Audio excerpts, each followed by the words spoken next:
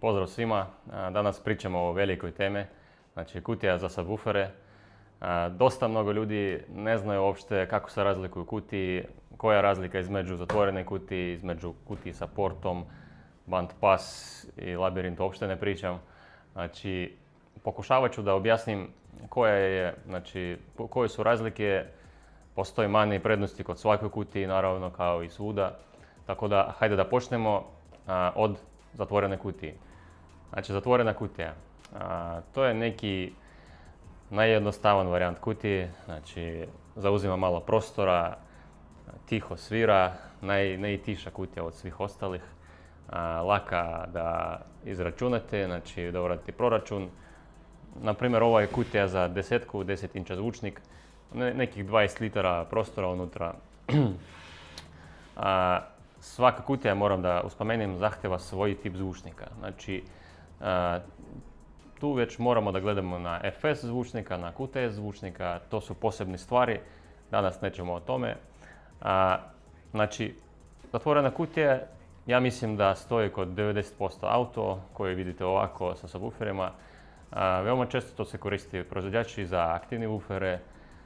Također, ne mogu da kažem što ovo je baš loša kutija, zato što većina SQ ljudi, znači SQ to je sound quality, oni koristi zatvorene kutije zato što nema ova kutija kasnjenja. Znači, što se tiče zvuka, naprimjer imamo pesmu, unutar njoj ima neki bas.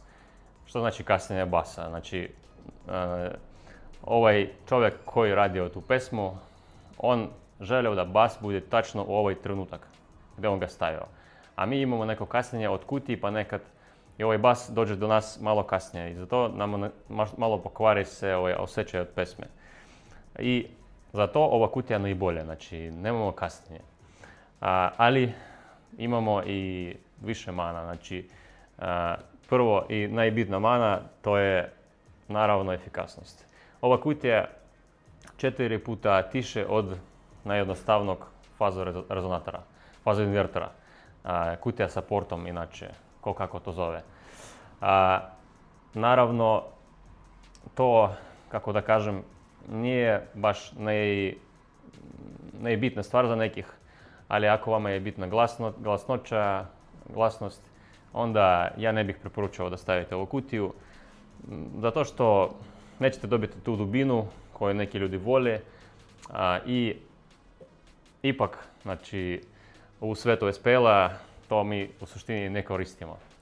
A koristimo u većini kutije sa L-portom, takozvane. Inače to može, ne samo uvijek mora da bude L-port, kao na primjer ovdje, ajde da pokažemo. Klasičan L-port, znači ide kao slovo L, ovako. Dužina porta nama znači, služi za frekvenciju, za tuning frekvenciji, znači ovako jednostavno da objasnim, što kraće port, to više frekvencija tuniranja. To znači da, na primjer, ako radimo kratak port, subwoofer će svirati visoki bas. Ako radimo ga malo duže, on će spustiti i tako. I zajedno sa tim nama je bitna dimenzija veličina unutrašnjeg prostora. Znači, koliko litara ima kutija unutra. I ovo sve povezano, znači zajedno nije to toliko jednostavno, ne preporučujem vam da to računate preko ovih aplikacija u internetu, jer ponekad to pravi nešto bez veze, imamo više iskustva sa tim, ljudi nam pišu, napravio sam neku kutiju iz interneta, stavio port više od 1 metar i zašto to ne radi kako treba. Zajedno sa tim ima neki specifične stvari gdje kako stavite zvučnik. To treba da radi čovjek sa posebnim iskustvom. Znači, uvijek preporučujem da to ili naručujete negdje ili, ne znam, radite po primjeru neku kopiju od kutije koja već znate da radi. Ali to ne mora da znači. U jednom autu jedna kutija će raditi, a u drugom neće raditi. Sa jednim zvučnikom će raditi, sa drugim neće raditi. I tako isto i sa pojačilima i sa svim. Znači, opet zavisi gdje da napraviti port. Naprimjer, kod hatchbacka pa nekad port dobro radi kad ide na gore, pa nekad kad ide na levu stranu, pa nekad kad ide ka tablicama, ka GPEG-u, tako da ne mora da znači uvijek treba da nađete čovjeka sa iskustvom koji radi od te kutije već, ne znam, 100.000 kutije kod njega ima na pameti i on od tog iskustva dobio, znači, gdje, kako, bolje, šta radi. Da ne istrošite materijal bez veze, da ne platite nekih 100 euro za materijal i poslije toga morate da radite sve ponovo.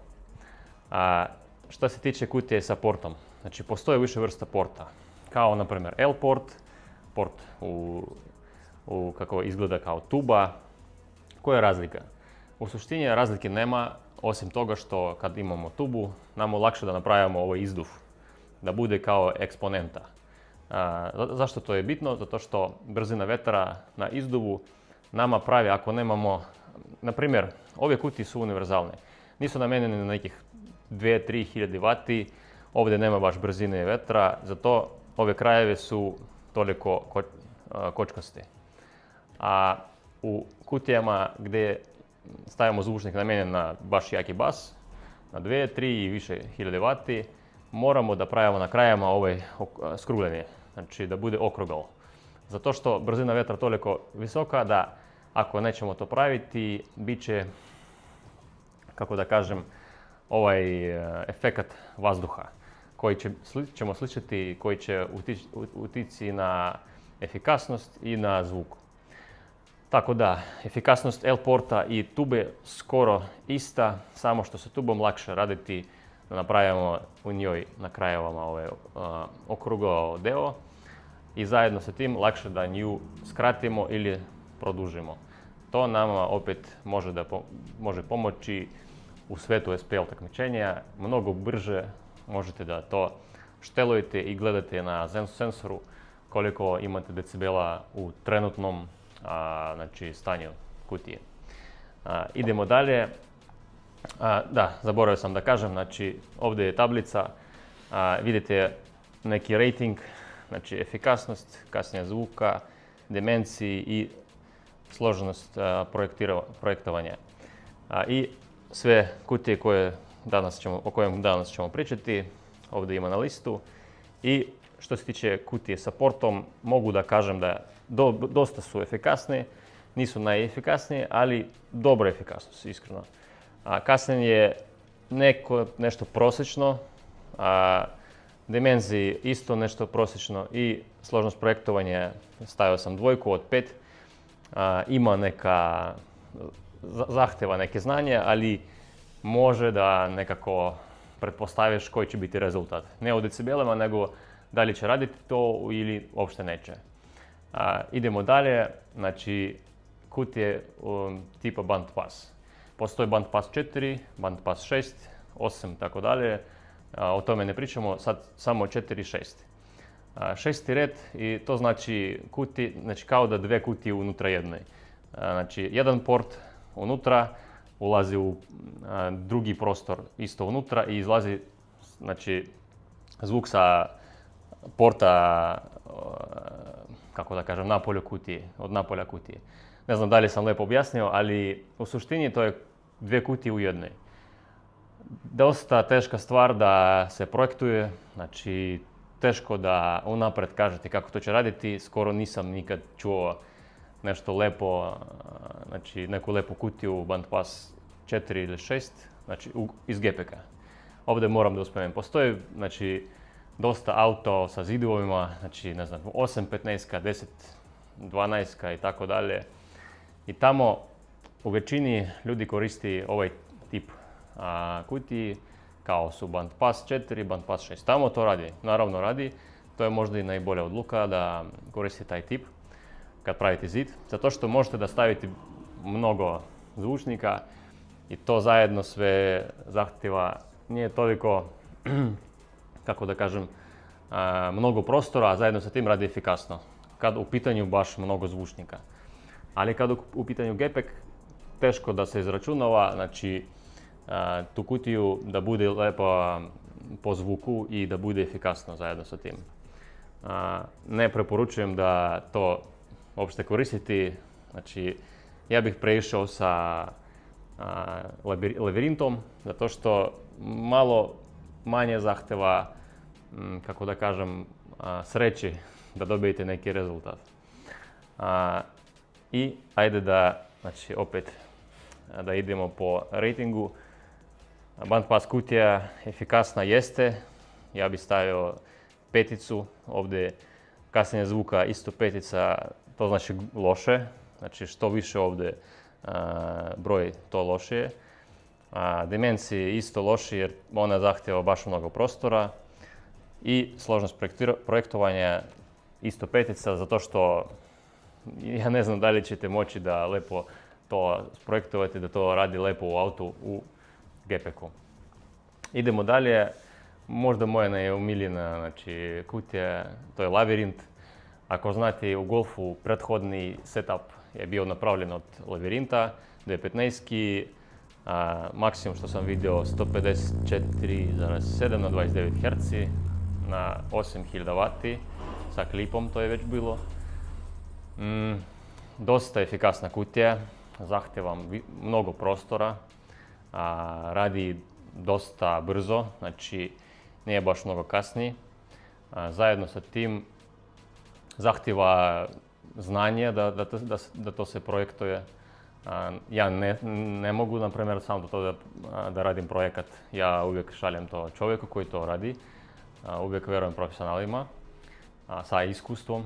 Naravno, jedino u što sam vjerujem, to je iskustvo čovjeka. Znači, kad čovjek radi baš nešto usko, a ne sve zajedno, znači i pravi kutije, i ne znam, kuhinje, i bilo šta, i podovi, i krove, ne. Ako čovjek radi samo jedan dio svog posla i znači poznat po tome, vjerovatno čovjek nešto mora da zna. Tako da, Lavirint u suštini dosta dobro, znači, kutija, jedino što zahtjeva mnogo prostora. Baš je velika, 215 meni su zauzeli GP Golfa plus zadnje sedišta, da znate. Tako da, teško to da koristi svaki dan. Možda to nije loša odluka da koristi to kući, na primjer. Možete da stavite neki mali zvučnik, ne znam, 16,5 subwoofer će raditi baš jako kod kući u ovom tipu kutije. I idemo opet, znači po ratingu stavio sam efikasnost 5, kasnije zvuka 3. To je bolje od, na primjer, kutije sa portom i bolje od bandpassa, ali naravno lošije od zatvorene kutije. Po dimenzijama dosta zahtjeva prostora, zato sam stavio 5, što više to gore. I slažnost projektiranja, opet 3, nešto između bandpassa i kutiji sa L-portom. Tako da, ako vama treba neka pomoć, projektovanja kutija, savjeti, možete da pišete nama u naš Instagram, ovdje u komentare, da zovete nas u prodavnici, ćemo svima da odgovorimo, pomoći ćemo savjetima i tako dalje. Tako da, hvala svima na pogledu ovog videa i stavite lajkovi, komentare i vidimo se. Get it? Text a message, I don't know the number. Flexing on these niggas, every bone and muscle.